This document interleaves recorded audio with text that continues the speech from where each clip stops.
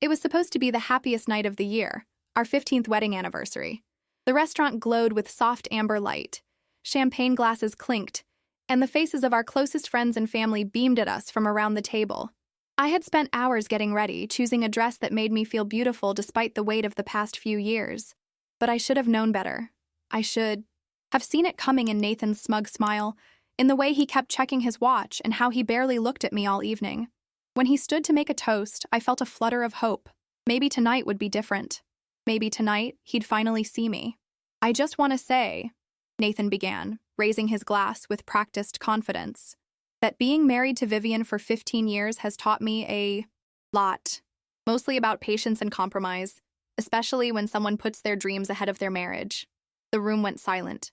My smile froze on my face as heat rushed to my cheeks. He continued, "To my wife, who spends more time with flour and sugar than with her husband. Maybe one day your little bakery will be worth all the sacrifices we've made." The awkward laughter that followed cut deeper than his words. I saw pity in my mother's eyes, discomfort on my friends' faces. In that moment, with my heart shattering in public, I somehow managed to smile and clink glasses with him. But inside, something finally broke for good. I never could have imagined that walking out of that restaurant in tears would lead me to the kitchen of my bakery at midnight, helping a desperate stranger, with trembling hands. And I certainly couldn't have known that this simple act of kindness would bring his granddaughter to my door the next morning, with 9 words that would change everything. "What you did for him, I'll do for you." This is the story of how humiliation turned into grace, and how kindness, even at your lowest, can open doors you never imagined existed. The trouble with anniversaries is how they force you to measure time. 15 years of marriage laid out like ingredients on a counter, some sweet, some bitter, all of them adding up to something I barely recognized anymore. I'd spent the afternoon at Honey and Hearth, my small bakery in North Park, San Diego, preparing it to run without me the next day.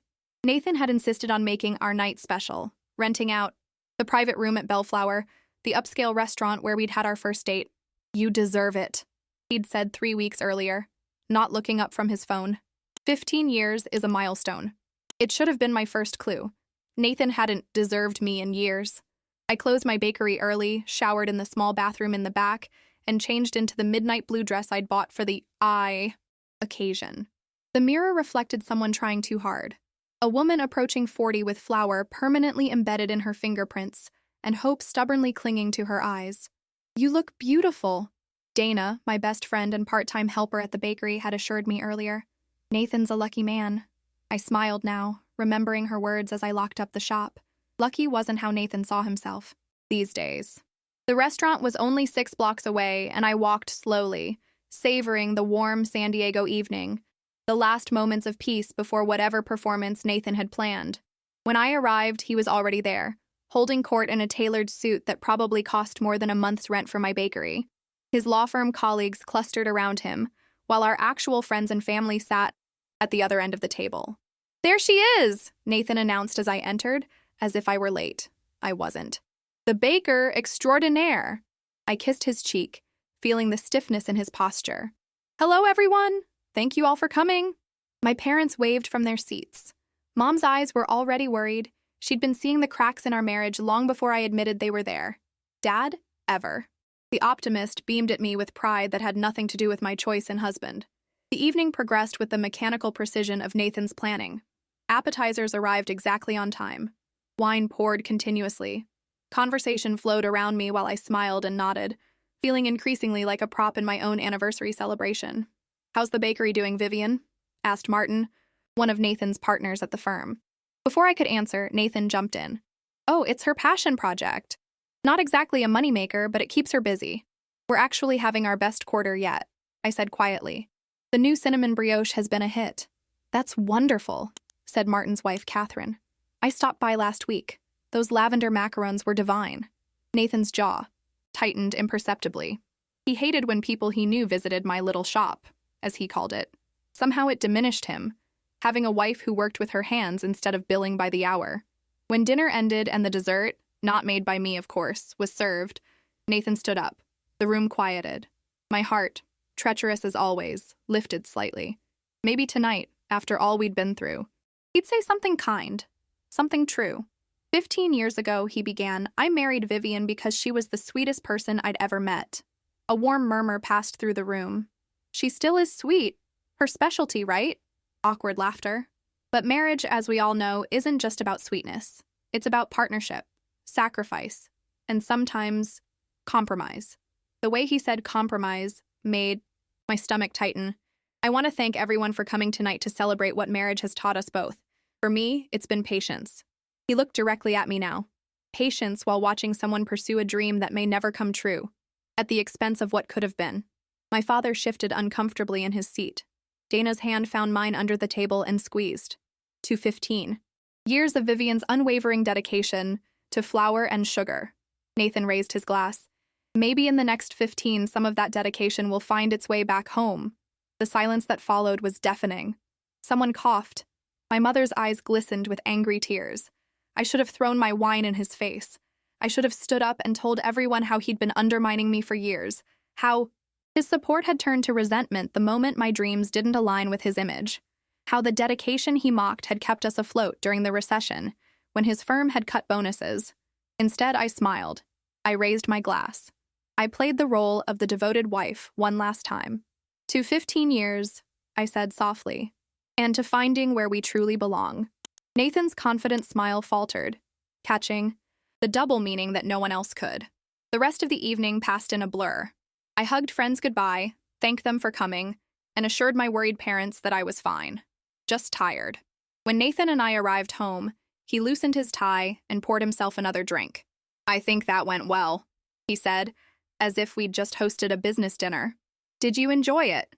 I asked, slipping off my heels. Humiliating me in front of everyone we know? He looked genuinely surprised. Humiliating you? Come on, Vivian. I was just being honest about our situation. Our situation, I repeated. You mean the one where you resent me for having a passion that doesn't revolve around you? That passion barely pays the bills, he snapped. Do you know how it looks, having a wife who plays shopkeeper while I support us? I've never asked you to support the bakery, not once. No, you just expect me to support your choice to waste your education on cupcakes instead of a real career. There it was, the real issue, laid bare like ingredients on a counter. I wasn't the woman he'd thought he was marrying. I wasn't the corporate wife, the perfect accessory to his ambitious life. I was. Just me. Flour-dusted hands and all. I need some air, I said, grabbing my purse. Don't wait up. He didn't try to stop me as I walked out the door. He didn't even ask where I was going. I didn't know myself until I found myself standing in front of Honey and Hearth, the small, warm space that had become more home to me than the house I shared with Nathan. My keys jangled in the lock as tears finally began to fall, blurring the familiar silhouettes of mixers and display cases in the darkness. I didn't turn on the lights. I just sat on the small stool behind the counter and let 15 years of pretending wash away in the moonlight streaming through the front window. That's when I heard the desperate knocking at the door. The knocking came again, more insistent this time. Through the glass door, I could make out the silhouette of an elderly man, slightly stooped, his face shadowed by the streetlight behind him. Under normal circumstances, I would never open my bakery after hours to a stranger. But nothing about this night was normal, and something in his urgent posture spoke to the broken places inside me. I wiped my tears away, smoothed my dress, and crossed to the door. The lock clicked open beneath my fingers. I'm sorry, we're closed, I said, my voice still thick with emotion. The man looked up, his face lined with years and what appeared to be recent tears. He was well-dressed in a worn but dignified tweed jacket, his white hair neatly combed. In his hands, he clutched an old photograph and what looked like a tattered recipe card. Please, he said, his voice surprisingly strong, despite the tremor in his hands. I know it's late. I know you're closed, but I've tried everywhere else. I need help. Something about his desperation resonated with mine. I stepped back, allowing him into the darkened bakery. What kind of help? I asked, switching on only the small lamp that illuminated the counter. The man's face came into focus.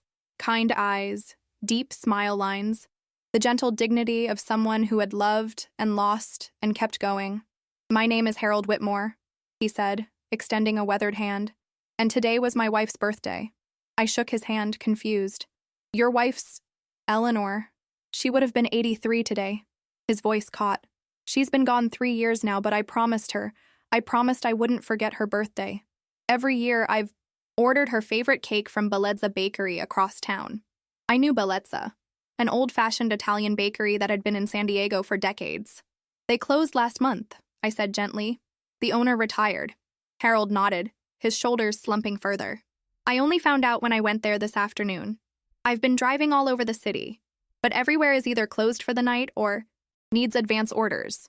He looked around my small bakery with a mix of hope and desperation. Then I remembered seeing your lights on earlier. I thought perhaps, you want me to bake a cake? Tonight? The clock on the wall read 11:27 p.m. He held out the photograph, a beautiful woman with silver hair and laughing eyes, standing proudly next to a cake. It was her favorite, red velvet with cream, cheese frosting, not too sweet. She always said most bakeries make them too sweet. His finger traced her face lovingly. I know it sounds foolish, baking a cake for someone who isn't here anymore, but I need to do this. I promised her. In that moment, looking at Harold's face, I understood something about love that 15 years of marriage hadn't taught me. This was devotion, showing up, remembering, honoring promises even when there was nothing to gain, even when no one was watching. It's not foolish at all, I said quietly. I took the recipe card from his trembling hands. The handwriting was faded but legible. Measurements for what looked like a classic red velvet. This was hers? Yes, she was particular about her recipe. Said her grandmother brought it from Georgia. Pride us, filled his voice. Eleanor was an exceptional baker. I studied the recipe, mentally checking my inventory. I had everything I needed. The cake would take hours to bake and cool properly. But the man before me had already spent hours searching the city, determined to keep a promise to someone he'd loved and lost. Mr. Whitmore. Harold, please. Harold. I looked up from the recipe, my own. Heartbreak momentarily forgotten. I'll make this cake for you. For Eleanor. Relief washed over his face, transforming it. You will? Even though it's so late? I can pay whatever you ask. I shook my head, already moving toward the kitchen. This one's on the house. You can wait here if you'd like, or come back in the morning. I'll wait, if that's all right. He settled onto one of the small chairs by the window. I don't mind. I hung my purse on the hook, slipped off my anniversary dress, and pulled my spare chef's coat over my slip. My hair went up into a messy bun, and just like that, I was in my element again. The one place where I still knew exactly who I was. As I gathered ingredients, Harold spoke softly from his chair, telling me about Eleanor, how they'd met at university in the 1960s, how she'd been a home economics teacher while he taught history, their travels through Europe after retirement, the small, perfect life they'd built together. She got sick so suddenly, he said as I creamed butter and sugar together. Pancreatic cancer, 6 months from diagnosis to the end. I looked up from my mixing bowl. I'm so sorry. We had 52 good years. That's more than many get. He smiled sadly. But I still miss baking with her. Sunday mornings, we'd make something different every week. She was patient with me, even though I was hopeless at first. As I worked, something healing happened in that kitchen. Harold's stories filled the space between us, creating a temporary sanctuary from my own pain. The gentle rhythm of measuring, mixing, and folding brought me back to myself. By the time the cake pans went into the oven, it was past midnight, and Harold had fallen asleep in his chair, the photograph of Eleanor still clutched in his hand. I used the quiet hour of baking time to clean up and prepare the frosting. The familiar motions soothed me, and I found myself thinking more clearly about my life, my marriage, my future. The humiliation of the evening still stung, but here in my bakery, creating something with care and skill, I remembered my own worth. When the timer dinged, Harold startled awake. Is it ready? He asked, disoriented. Not quite. The cakes need to cool before I can frost them. I set the golden red layers on racks. But we're getting close. He nodded, standing to stretch his legs. May I see? I led him to the kitchen, where the rich aroma of vanilla and cocoa filled the air. Harold stood over the cooling cakes, inhaling deeply. She would have approved, he said softly. You have a gift, young lady. Vivian, I offered. My name is Vivian. Vivian, he repeated. A beautiful name. Eleanor would have liked you. As I prepared the cream cheese frosting, Harold told me about their daughter and granddaughter, Lily, who edited a magazine and lived in the city. She worries about me, he admitted. Thinks I spend too much time in the past. But some memories are worth revisiting, don't you think? I thought about my own past. 15 years with Nathan, the gradual erosion of respect, the slow death of love. Some are, I agreed. Others, maybe it's better to let them go. When the cake was finally assembled, 3 perfect layers of red velvet with delicate cream cheese frosting, decorated simply with piped roses. It was nearly 3 a.m. Harold stood before it, momentarily speechless. "It's exactly like hers," he whispered. "How did you—" "I followed her recipe," I said simply. "And I listened to how you described her." Carefully, I boxed the cake and handed it to him. "Happy birthday." To Eleanor. Harold took the box with reverence.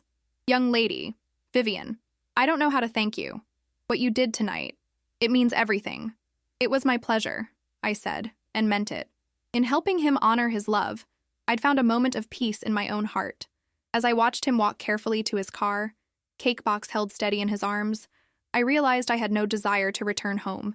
Instead, I curled up on the small couch in my office, wrapped in the Afghan I kept for late nights, and fell into the first restful sleep I'd had in months. I didn't know then that Harold Whitmore would be back. I didn't know that his granddaughter was about to walk into my life with an opportunity I never saw coming. I only knew that for the first time in years, I'd done something that felt completely, unquestionably right. And in that moment, it was enough. The morning light filtered through the bakery's front windows, catching dust motes and golden beams that danced across the counter. I woke disoriented, my neck stiff from sleeping on the office couch, still wearing yesterday's slip under my chef's coat. For a moment, I forgot everything. The anniversary dinner, Nathan's humiliating toast, the elderly stranger and his midnight cake. Then reality rushed back, and with it came an unexpected sense of calm. I checked my phone. 7 missed calls from Nathan, 3 text messages ranging from annoyed to worried. No apologies. I set the phone down without responding and headed to the small bathroom to freshen up. The woman in the mirror looked different somehow. Eyes clearer, posture straighter despite the smudged mascara and tangled hair. By 6:30, I was already working, pulling fresh croissant dough from the refrigerator and firing up the ovens. Dana would arrive at 7:30, and we opened at 8. The familiar routine wrapped around me like a protective cocoon, each practiced movement a reminder that I had built something real here, something that was entirely mine. "You're early," Dana said when she arrived, eyebrows raised at my wrinkled appearance. "And wearing the same clothes as yesterday? What happened after the party?" I gave her the abbreviated version as we worked side by side, preparing for opening. "He said that? In front of everyone?" Dana's eyes flashed with anger. "That's it. I'm poisoning his next birthday cake." Despite everything, I laughed. "No poisoning, but I think I'm done, Dana." She paused in her piping of cinnamon rolls. Done as in, done pretending, done trying to be someone I'm not for a man who doesn't appreciate who I am. The words felt strange on my tongue, but right. Necessary. Dana squeezed my shoulder. "About time. You deserve better, Viv." We worked in companionable silence after that, the rhythm of the bakery taking over. By opening time, the display cases were filled with buttery croissants, plump muffins, delicate pastries, and my signature lavender honey scones. The coffee was brewing, filling the space with its rich aroma, and the sign on the door was flipped to open. Our morning regulars trickled in, the nurse ending her night shift, the retired teacher who read the newspaper.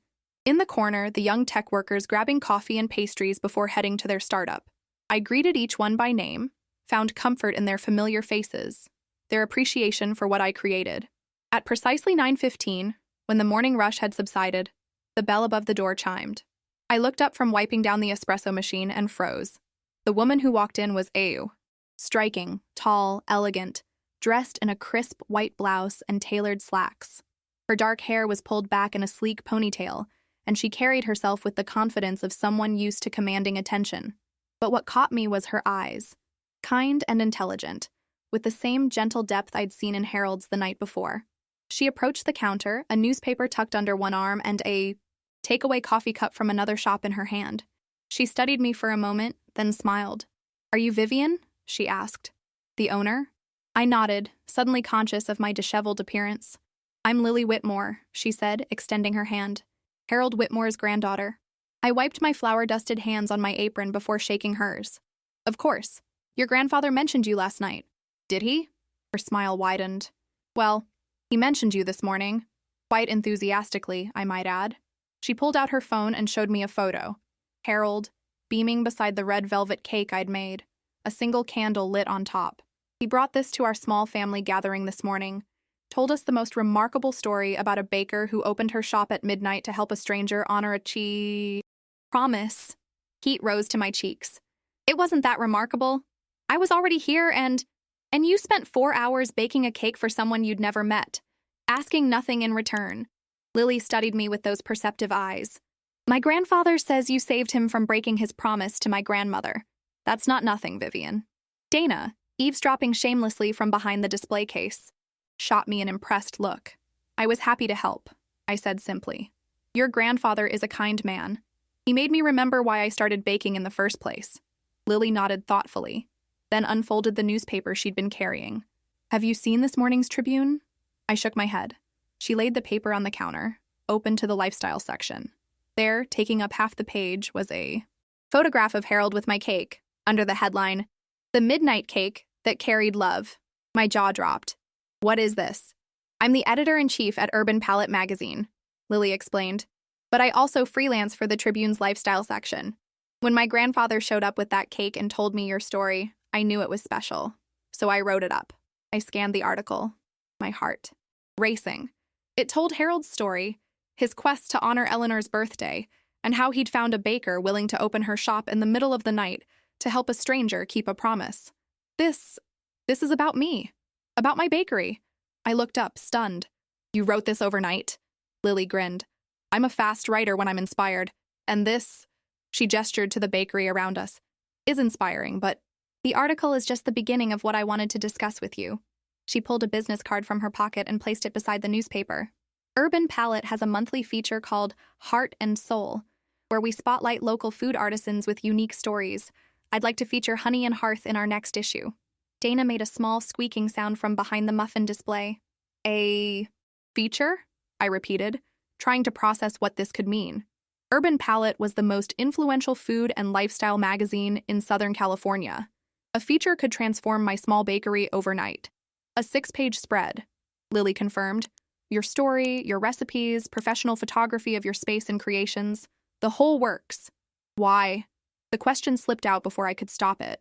I mean, there are dozens of bakeries in San Diego with more recognition, but none with your heart, Lily interrupted gently.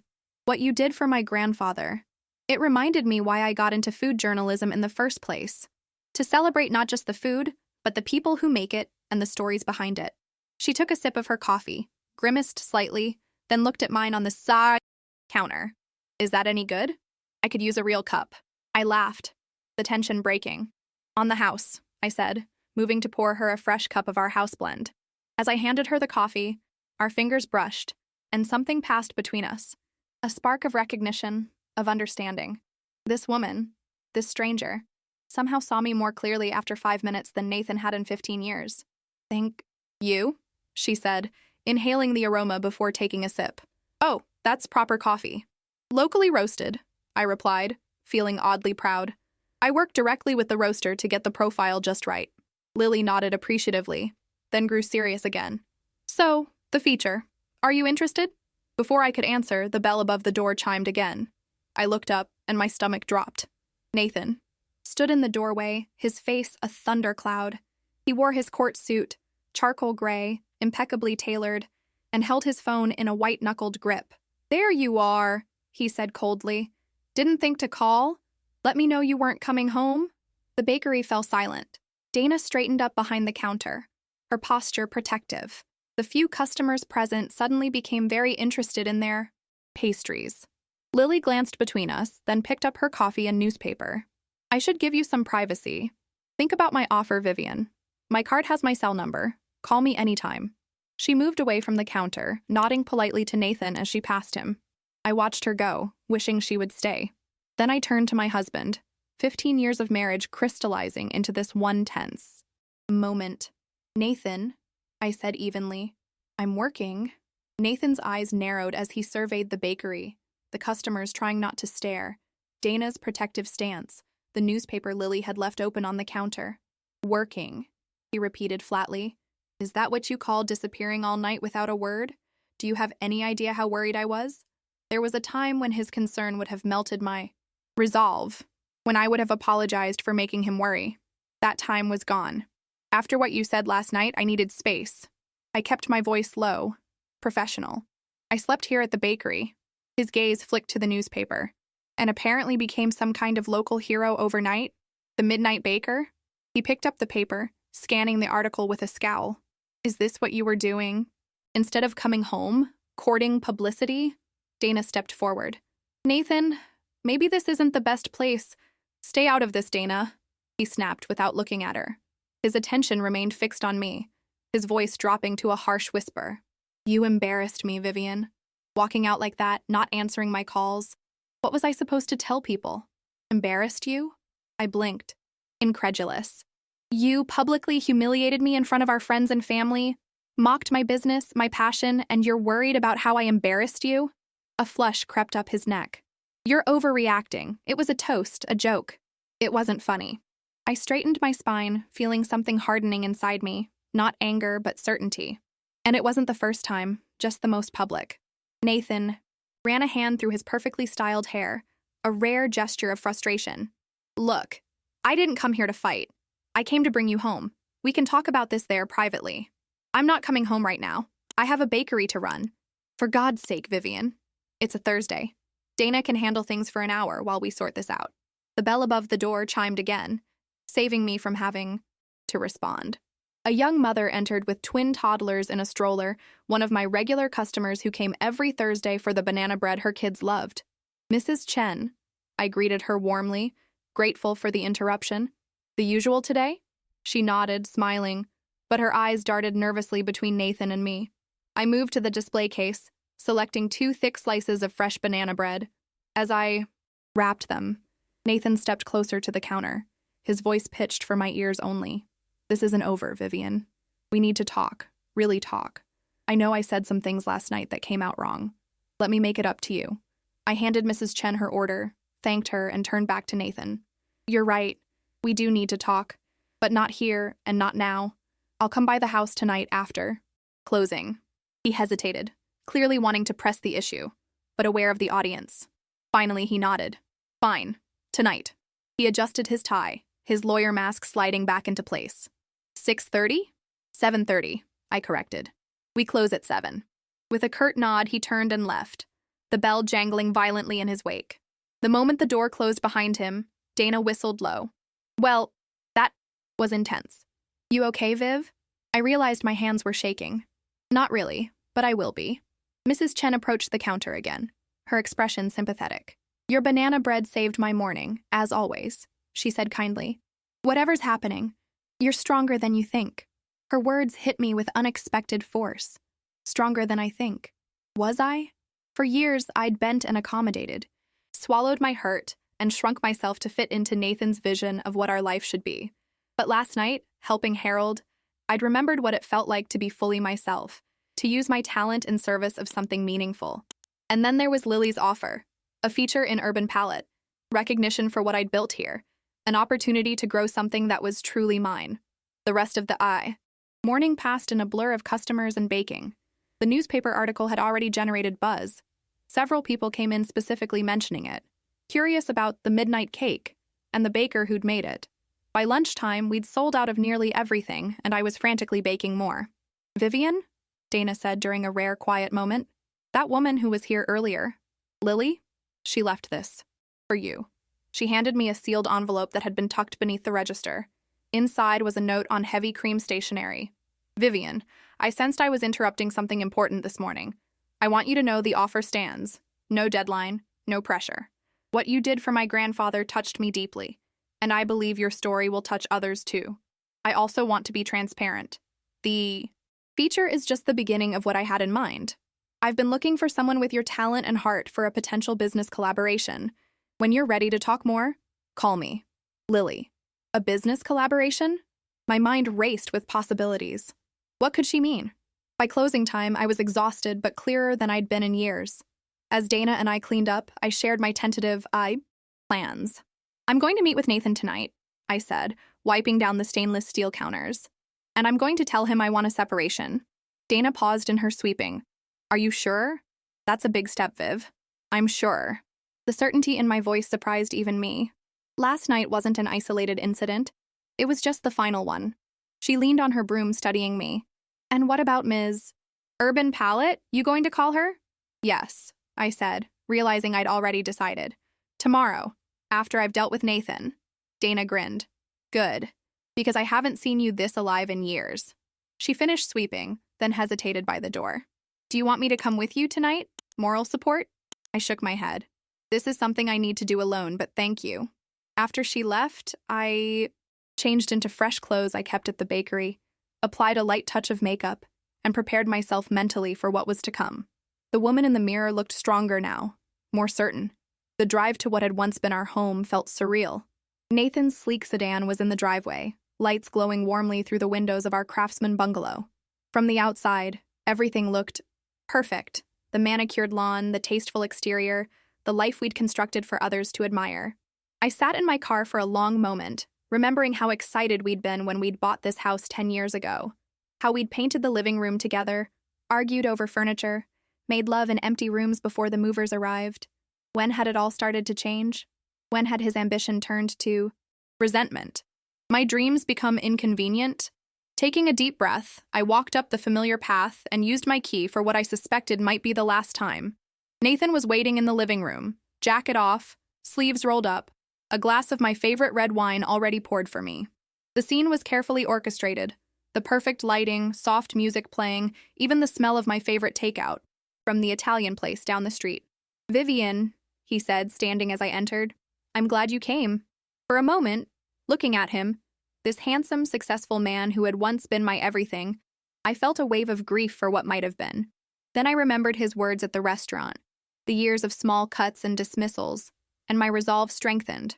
We need to talk, I said, remaining standing, declining the wine with a small shake of my head.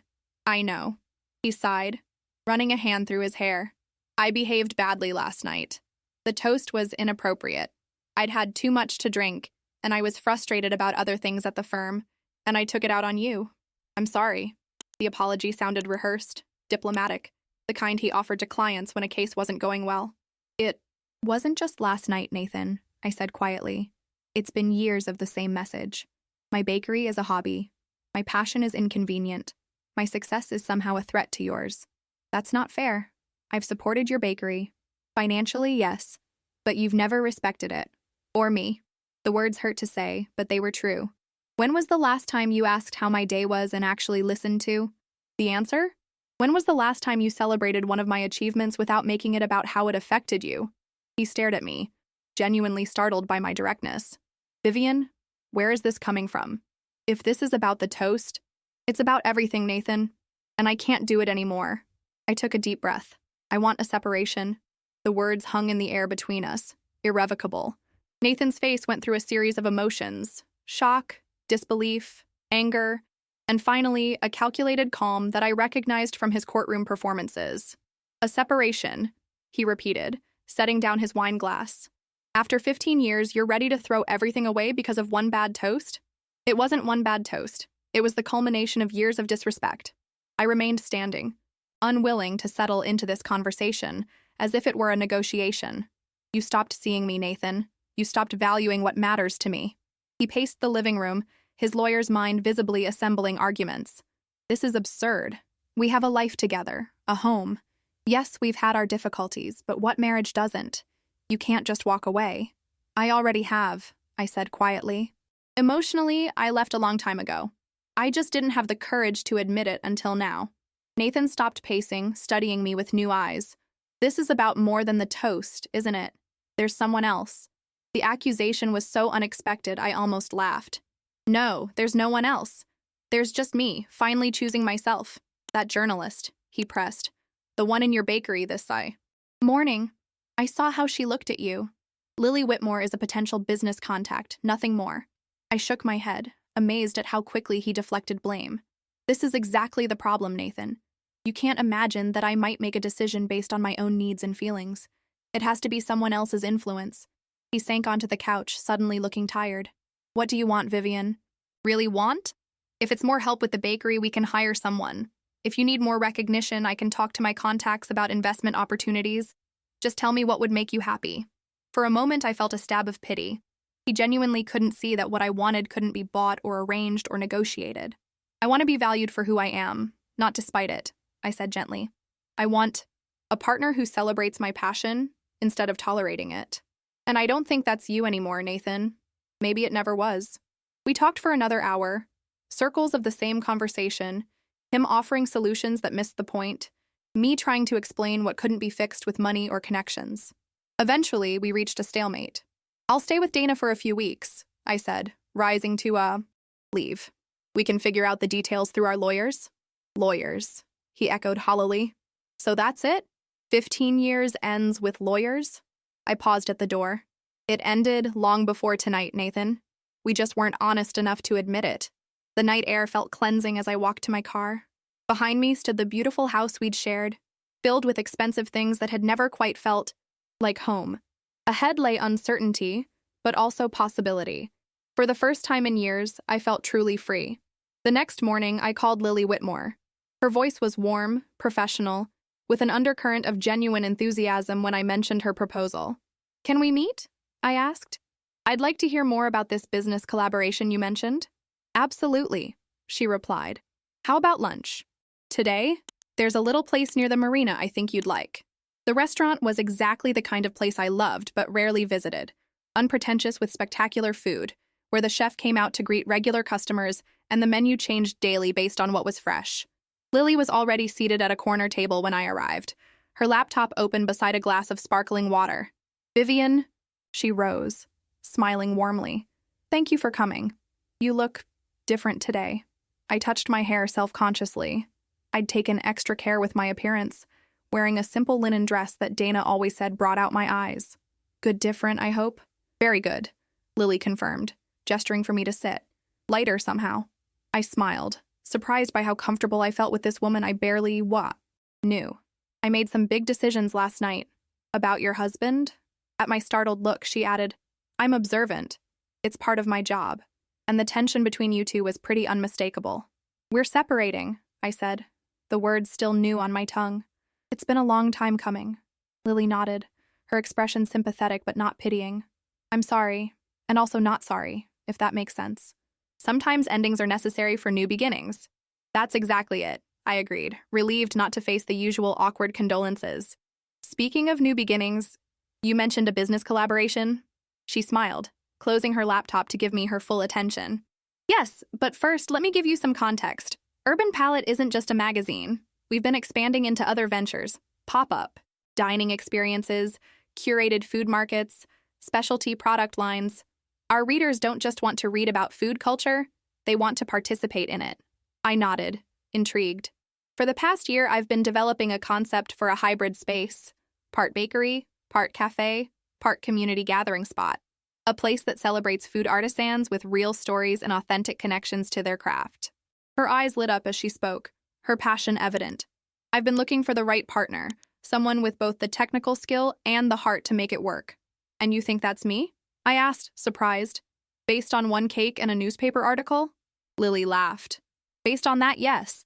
But also based on what my grandfather told me about you, what I observed in your bakery, and she tapped the laptop. The research I've done since. Your online reviews are stellar.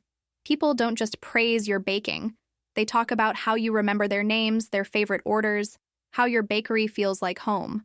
The waiter arrived with our food, dishes we hadn't ordered, but that the chef had selected specially. As we ate, Lily outlined her vision in more detail. I'm proposing a partnership, she said. A new venture? Separate from Honey and Hearth, but building on what you've created there. We'd open in the Gaslamp Quarter. I've already found a potential space. Urban Palette would provide the initial investment and marketing support. You'd be the creative director and have majority ownership. I nearly choked on my risotto. Majority ownership? But you'd be providing all the capital. And you'd be providing the heart and soul, she countered. The talent, the reputation, the vision. I've worked with enough successful food businesses to know that money alone doesn't create something special. People do. As she continued outlining the proposal, the financials, the timeline, the creative freedom I'd have, I felt a growing sense of excitement. This wasn't just an opportunity for expansion, it was a chance to reinvent myself, to build something that truly reflected my values and vision. Why me? I asked finally. There are more established bakers in San Diego, with bigger names and fancier pedigrees. Lily's expression softened. Because when my grandfather walked into your bakery at midnight, you didn't turn him away. You understood that food isn't just sustenance, it's memory, connection, love. That's what I want this new venture to embody. She reached across the table, her hand briefly touching mine. What you did for him, I want to do for you. Give you the platform your talent deserves. Our eyes met, and something shifted between us. A mutual recognition, a shared understanding that went beyond business. I need time to think, I said honestly. This is a lot to process, especially with everything else happening in my life right now. Of course, Lily nodded. Take all the time you need. The offer won't expire. She handed me a folder containing the detailed proposal. And regardless of what you decide about the partnership, the magazine feature is still yours if you want it. As we parted outside the restaurant, Lily hesitated, then said, My grandfather asked about you this morning. He wants to know if you'd be willing to teach him how to bake Eleanor's cake himself, so he can carry on the tradition. The request touched me deeply. I'd be honored. Driving back to the bakery, the proposal folder on the passenger seat beside me, I felt a curious sense of déjà vu, as if I were returning to a crossroads I'd faced before. But this time, with clearer vision and stronger legs, Dana was waiting anxiously when I arrived. Well, what did Ms. Magazine want? Tell me everything. I hung up my purse, tied on my apron, and began to share the most extraordinary lunch conversation of my life. The next few weeks passed in a whirlwind. I moved into Dana's spare bedroom, filed separation papers with a kind but firm lawyer recommended by one of my customers, and threw myself into the bakery with renewed energy. The newspaper article had generated unprecedented interest in Honey and Hearth. For the first time, we had lines out the door most mornings. Nathan cycled through strategies, anger, pleading, and finally resigned negotiation. When he realized I was serious about the separation, he became surprisingly accommodating, agreeing to an high, equitable division of assets and expressing no interest in claiming any part of the bakery. I never understood why it mattered so much to you anyway, he said during one of our more civil discussions, but I guess that was part of the problem. Meanwhile, Urban Palate's feature on Honey and Hearth moved forward. A photographer spent a day capturing images of me at work, flour dusting my cheeks, hands shaping dough. A writer interviewed me for hours, asking thoughtful questions about my journey, my philosophy, my connection to food and community. Harold became a regular visitor, appearing every Thursday afternoon for our baking lessons. At 85, his hands were sometimes unsteady, but his determination never wavered. He shared stories of Eleanor as we worked, painting a portrait of a woman whose love of baking had been inseparable from her love of people. She always said a recipe was just a suggestion, he told me as we measured flour for red velvet cake. It's the intention that matters most. Lily stopped by occasionally to check on the feature's progress, always professional but with a warmth that made our interactions feel like more than business. Sometimes our conversations lingered past what was strictly necessary, drifting to books we'd read, places we'd traveled, dreams we still harbored. Have you thought more about the proposal? She asked one afternoon, helping me close up the bakery after the photographer had left. Every day, I admitted. I'm just not sure I'm ready for such a big change. Honey and Hearth is finally thriving, and with the separation still new, she nodded, understanding in her eyes. There's no rush, Vivian. The right decisions rarely happen under pressure. The day the magazine hit newsstands, I arrived at the bakery to find a small crowd already gathered outside. Dana met me at the door, her expression a mix of excitement and bewilderment. It's crazy in there, she whispered. People with the magazine asking for autographs. Autographs, Viv, for baked goods. The feature was everything Lily had promised and more. 6 glossy pages celebrating not just my baking, but the heart behind it. The writer had captured my voice with uncanny accuracy, weaving in Harold's story and the midnight cake that had changed everything. The photographs were stunning, making even my small, modest bakery look like something out of a dream. The headline read, "The Healing Power of Flour and Sugar, How Vivian Carter's Midnight Act of Kindness Became a Recipe for Renewal." By noon, we'd sold out of everything. By closing time, I'd given 3 impromptu interviews to local news outlets and received calls from 2 national morning shows. My phone buzzed constantly with notifications from the bakery's social media accounts, which had gained thousands of new followers overnight. "This is insane," I told Dana as we finally locked the doors. "What am I supposed to do with all this attention?" "Enjoy it," she suggested. "You've earned it." That evening, as I collapsed onto Dana's couch, my phone rang with an unknown number. Expecting another reporter, I answered wearily. "Vivian Carter speaking." "Ms. Carter? This is James Whitaker from Culinary Venture Partners." The voice was male, professional, with an East Coast accent. "I hope I'm not disturbing you." "Not at all," I lied, sitting up straighter. Culinary Venture Partners was one of the most prestigious restaurant investment groups in the country. "I've just seen the Urban Palette feature on your bakery. Very impressive. Our firm is always looking, for emerging talent with potential for growth, and your story caught our attention. We'd like to discuss potential investment opportunities, if you're open to expansion." I blinked, momentarily speechless. "That's very flattering, Mr. Whitaker. But I'm actually already considering a partnership offer." "With Urban Palette, I presume?" He sounded unsurprised. "Lily Whitmore has a good eye for talent. But before you commit, I'd encourage you to consider all your options. We have significantly greater resources and a national platform that could take your concept far beyond San Diego." My mind raced. A week ago, I'd been a small bakery owner in a crumbling marriage. Now, investment firms were calling, offering to turn my little shop into a national brand. "Could you send me some information about what you have in mind?" I asked, playing for time. "I'd need to think about it carefully." "Of course. I'll have my assistant email you a preliminary proposal tomorrow." "And Ms. Carter? We move quickly when we see something promising. I suggest you do the same." After hanging up, I sat in stunned silence. Dana emerged from the kitchen with 2 glasses of wine. "You look like you've seen a ghost," she said, handing me a glass. "Another reporter?"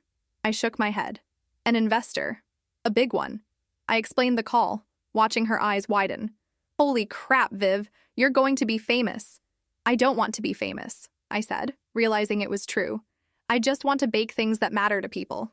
Later that night, unable to sleep, I pulled out Lily's proposal again. Compared to what Culinary Venture Partners could likely offer, it was modest. 1 new location, not a national chain.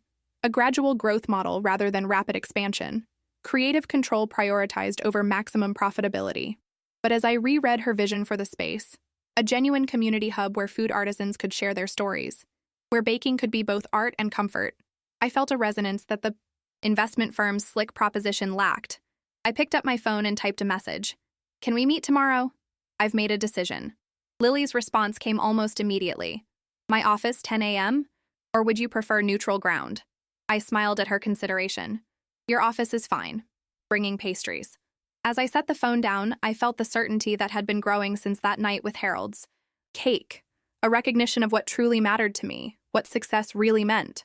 Not expansion for its own sake, not wealth or recognition, but creating something authentic, something that honored both the craft and the connections it could forge. The woman I'd been 15 years ago, marrying Nathan with stars in my eyes, could never have imagined this crossroads. But the woman I was, becoming stronger, clearer, more truly myself, knew exactly which path to take. Lily's office at Urban Palette occupied the top floor of a renovated warehouse in Little Italy. Floor-to-ceiling windows overlooked the harbor, flooding the open concept space with morning light. Staff members moved purposefully between sleek workstations, the atmosphere buzzing with creative energy. I felt conspicuous. Carrying my bakery box, dressed in simple linen pants and a blouse rather than the designer wear most employees sported. But Lily, emerging from a glass-walled conference room, greeted me with genuine warmth. "Vivian! Right on time!"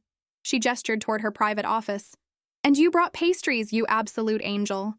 Her office reflected her personality. Organized but inviting, with framed magazine covers on one wall and a large corkboard covered with food photos, recipe clippings, and handwritten notes on the other. A bookshelf overflowed with cookbooks from around the world. "These look amazing," Lily said, opening the bakery box to reveal an assortment of my morning's best efforts. "Mind if I share with the team?" "Please do," I smiled. I made extra.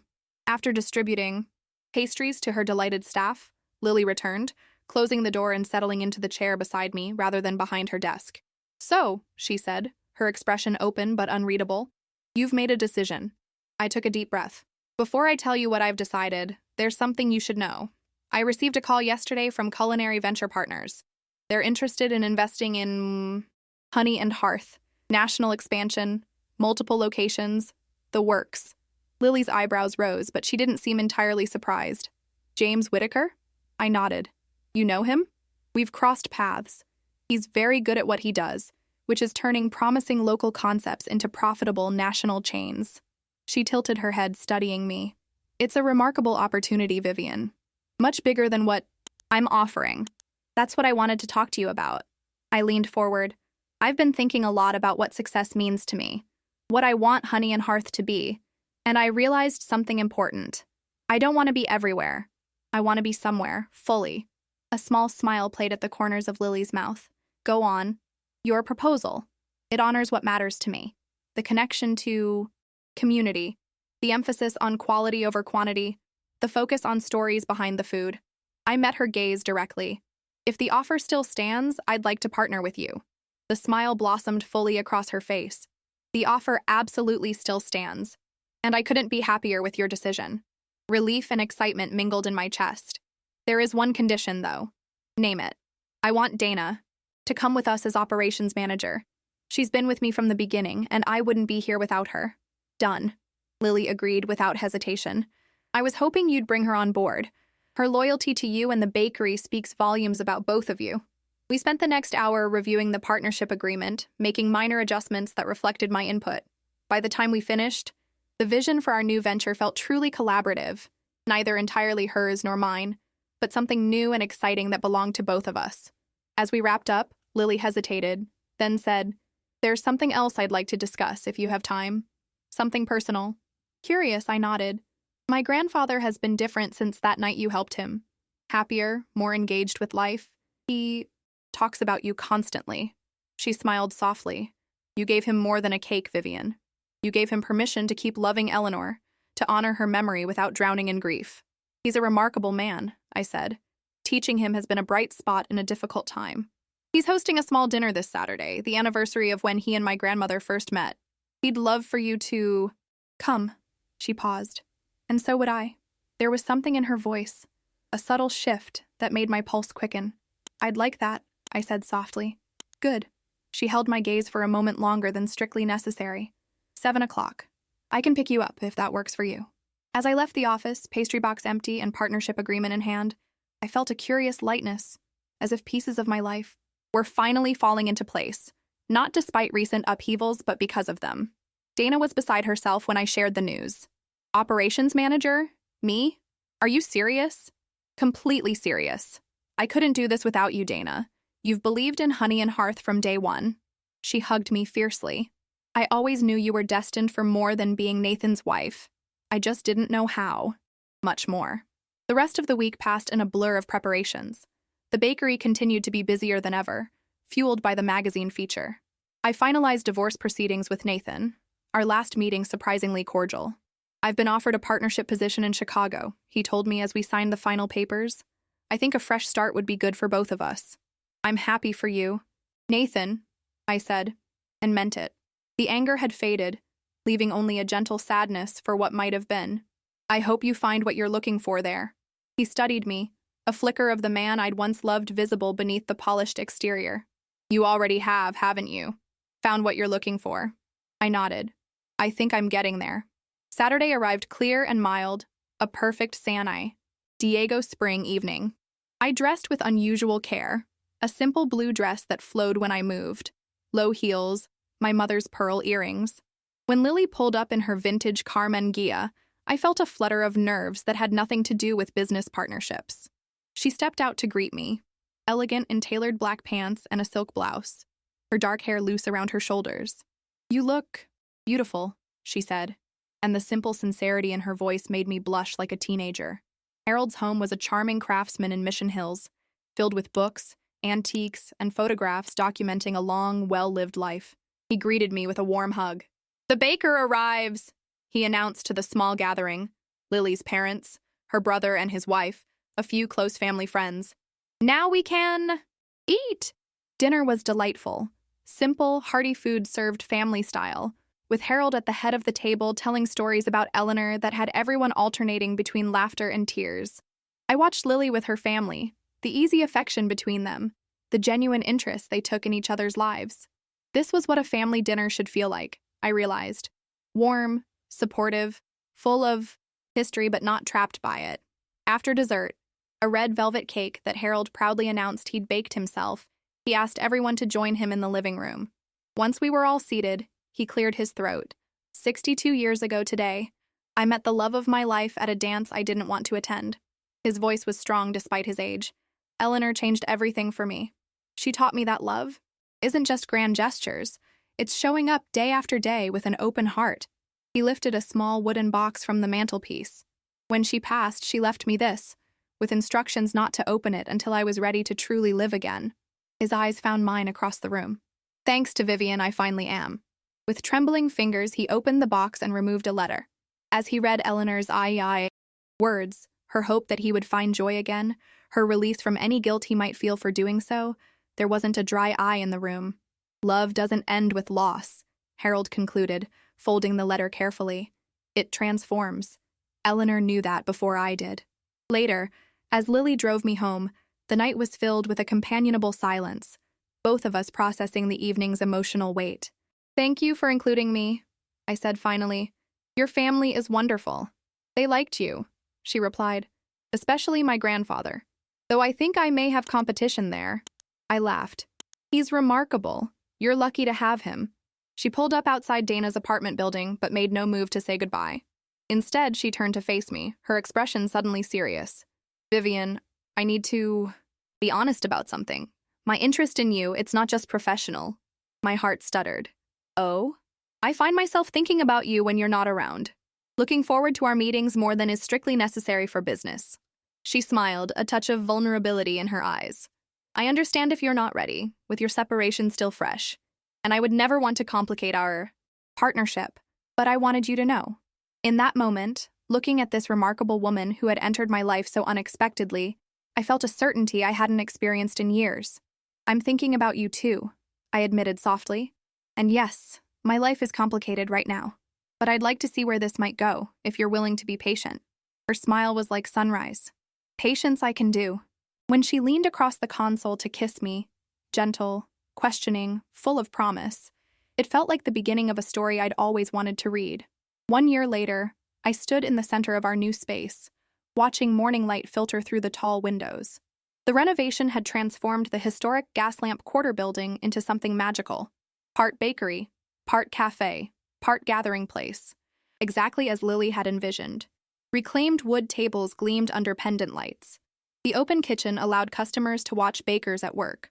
One wall featured a rotating gallery of local food artisans, their stories presented alongside their creations. And at the heart of it all stood a marble-topped counter where I would soon be teaching community baking classes. We had named it Second Slice, a nod to new beginnings and the belief that life, like good cake, often offers its best flavor in the second helping. It's perfect, Dana said, joining me in my contemplation. As operations manager, she'd overseen much of the renovation, bringing her practical sensibility to Lily's creative vision and my culinary standards.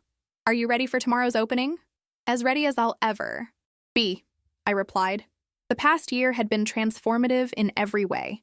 Honey and Hearth continued to thrive under the management of my newly hired head baker, a talented young woman who had once been my customer. My divorce from Nathan had been finalized without acrimony. He'd moved to Chicago as planned and occasionally sent cordial emails about his new life there. And Lily had become the most unexpected and precious part of my new beginning. Our partnership had flourished both professionally and personally, her drive and vision complementing my craftsmanship and heart. We moved slowly, mindful of my healing process, but the connection between us had only deepened with time. The feature wall looks amazing, Dana commented, gesturing to the large installation displaying photographs and stories of local food producers, the organic flour miller whose heritage grains we used, the family-run dairy that supplied our butter, the urban honey collective whose seasonal varieties flavored our signature scones. That was all Lily. I smiled. She insisted that every ingredient should have a face and a story behind it. As if summoned by her name, Lily appeared in the doorway carrying a large box. "Final delivery from the printer," she announced, setting it down carefully. "The menus and story cards for opening day." She crossed to join us, slipping her arm around my waist with easy affection. "What do you think, now that it's all come together?" I leaned into her embrace, surveying what we'd built. "I think it's better than anything I could have imagined a year ago." "Speaking of a year ago," she said, a mysterious smile playing on her lips, "I have something for you. A pre-opening gift." From her bag, she produced a small package wrapped in simple brown paper tied with baker's twine. I unwrapped it carefully to find a beautiful journal bound in soft leather. "Open it," she urged. Inside, on the first page, was a newspaper clipping, the article about Harold's midnight tea cake that had started everything. The remaining pages were blank, waiting to be filled. "For the next chapter," Lily explained, "and all the chapters after that." I traced the edges of the clipping, remembering that night when I'd felt so broken, so lost. Who would have thought that the worst night of my life would lead to the best year? Sometimes the people who break us only clear the path for those meant to lift us, Lily quoted softly, words I'd spoken in an interview months ago. Dana cleared her throat. "And on that sappy note, I'll go check on the delivery of the espresso machine. You two have 15 minutes to be disgustingly cute before the health inspector arrives." As she left, Lily and I wandered to the small table in the corner that would always be reserved for Harold. At 86, he'd become Second Slice's unofficial mascot, showing up 3 times a week to chat with customers and occasionally demonstrate his now perfected red velvet cake technique. "He's bringing Eleanor's recipe cards tomorrow," Lily said, straightening the flowers in the table's small vase. "Said it's time they found a new home where people can appreciate them." "I'm honored," I said softly. "Will he be okay with the crowd? Opening day might be overwhelming." Lily smiled. "Are you kidding? He's been practicing his How I Introduced My Granddaughter to the Best Baker in San Diego story for weeks. He lives for this kind of attention." We stood together in comfortable silence, soaking in the peaceful moment before the whirlwind of opening day. "A year ago, I thought my life was ending," I said finally. "My marriage, my confidence, my sense of who I was, it all seemed to be crumbling at once. And now?" Lily asked, her eyes warm on mine. "Now I understand that endings make space for beginnings, that sometimes you have to lose what you thought you wanted to find what you truly need." The afternoon sun slanted through the windows, casting long golden bars across the floor. In a few hours, the staff would arrive for final preparations. Tomorrow, these empty spaces would be filled with customers, conversation, the scent of fresh bread and brewing coffee. A new story beginning. "There's one more thing," Lily said, reaching into her pocket. I was going to wait, but now feels right. She pulled out a small velvet box. My breath caught. "This isn't a proposal," she clarified, quickly. "Not yet. We agreed to give it time, and I respect that." She opened the box to reveal a delicate silver key on a simple chain. "It's a key to my apartment. No pressure, no expectations, just an open door, whenever you're ready." I took the necklace, the key warm in my palm, heavy with meaning but not with obligation. This was what love should be, I realized. Not a demand, but an, invitation, not a completion, but a beginning. "Thank you," I said, turning so she could fasten it around my neck. The key rested just above my heart. Our kiss was sweet, unhurried, full of promise. When we parted, Lily smiled. "Ready to finish setting up for tomorrow?" "Almost," I said. "There's one more thing I need to do first." In the kitchen, my domain, my sanctuary, I tied on an apron and gathered ingredients. Flour, sugar, butter, eggs, the foundations of transformation. As my hands moved through the familiar motions, measuring, mixing, shaping, I thought about the journey that had brought me here. The humiliation that had become liberation, the stranger who had become family, the kindness offered in darkness that had led to so much light. The recipe I chose was simple but significant. The red velvet cake that had started everything, adapted with my own touches, evolving into something new while honoring its origins. A perfect metaphor for the life I was now building. When Lily found me an hour later, the cake was cooling on a rack, its rich ruby color promising sweetness to come. "For tomorrow," I explained. "Our first day." She understood, as she always did, the deeper meaning in the gesture. The perfect way to begin. That evening, as friends and family gathered for a private pre-opening celebration, I stood before them, my parents beaming with pride, Dana raising a glass in salute, Harold holding court with Lily's relatives, and Lily herself at my side, her hand warm in mine. A year ago, I began, my voice steady with certainty. I helped a stranger bake a cake at midnight. I didn't know then that I was also baking the first slice of my own healing. Murmurs of appreciation rippled through the room. Second Slice isn't just a bakery, it's a testament to the power of second chances. In baking, in business, in life, and in love. I squeezed Lily's hand. To everyone who has supported this journey, who believed in me when I was still learning to believe in myself, thank you. And to those still finding their way through difficult chapters, may you discover, as I did, that endings are often just disguised beginnings. As glasses clinked and conversation resumed, I cut the first slice of red velvet cake, not with the ceremonial flourish of formal occasions, but with the simple, practiced motion of a baker who knows her craft. The first piece went to Harold, a circle completed. Later, as the evening wound down and tomorrow's new beginning waited just hours away, Lily and I stood at the door, watching our loved ones depart into the gentle San Diego night. Happy? She asked, her arm around my waist, her voice soft in my ear. I thought about the woman I'd been a year ago. Broken but not destroyed, lost but not without hope. I thought about the midnight kitchen and the kindness that had saved us both, Harold and me. I thought about the uncertain path ahead, full of possibilities I couldn't yet imagine. Yes, I said, the key to her apartment, to our future, warm against my skin. Completely. In the morning, we would open our doors to a world hungry for more than just good food, hungry for connection, for authenticity, for the simple magic that happens when people gather around a table to share stories and sustenance. We would feed them all in more ways than one. But for now, in this quiet moment between what was and what would be, I simply savored the taste of my own second chance. Sweet, complex, and unimaginably satisfying.